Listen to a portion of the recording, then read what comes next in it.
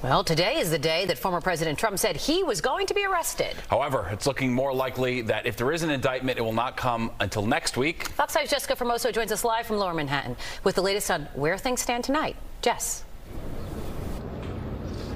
Good evening, Teresa and Steve. That is right. As you remember, on Saturday morning, former President Trump took to Truth Social. He posted saying that today would be the day that he was going to be arrested. We've been out here all morning, all afternoon, and no indictment has come down. I can tell you what has been happening out here is that we have seen a lot of police presence. Right now, court officers are outside the courthouse standing guard. Barricades are up, and a lot of press, not just local, but also national and foreign press are all out here standing guard, seeing if anything would come down. But again, at this hour, nothing. Now, what we have seen is protesters down here, both anti and pro-Trump protesters. It has been peaceful. This morning, a group of anti-Trump protesters were out here chanting, "No one is above the law," over at Trump Tower, mostly Trump supporters. On Saturday, when Trump posted about his possible arrest, he told his supporters to, quote, "protest, take back our nation." This particular case against the former president is in relation to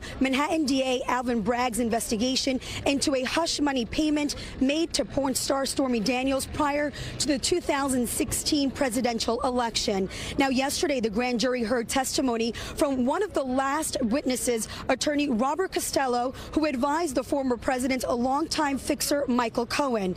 There are some reports that they might hear from another witness tomorrow. Now, that said, we can expect a similar scene here out again tomorrow. Today, we spoke to one man who flew this morning from Palm Beach, Florida. He says this is all politically motivated. We also heard from a New Jersey man who tells us that Donald Trump needs to be locked up for good.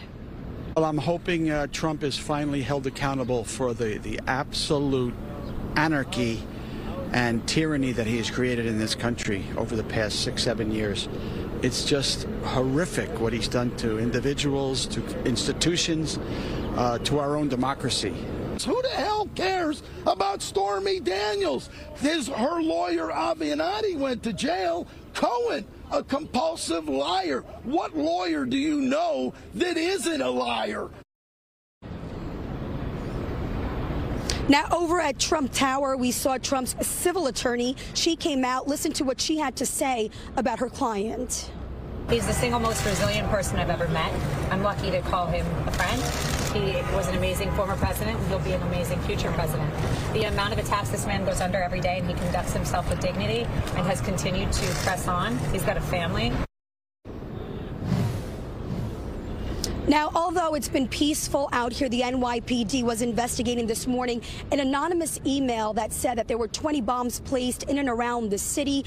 That threat deemed not credible. Again, not credible. The NYPD telling us this evening that there are no credible threats to the city. But again, Teresa and Steve, a lot of police presence in and around this area, and we expect to see the same tomorrow. We're live in Lower Manhattan. I'm Jessica Formoso, Fox 5 News. Back to both of you inside. Very well. All right. Thanks, Jessica.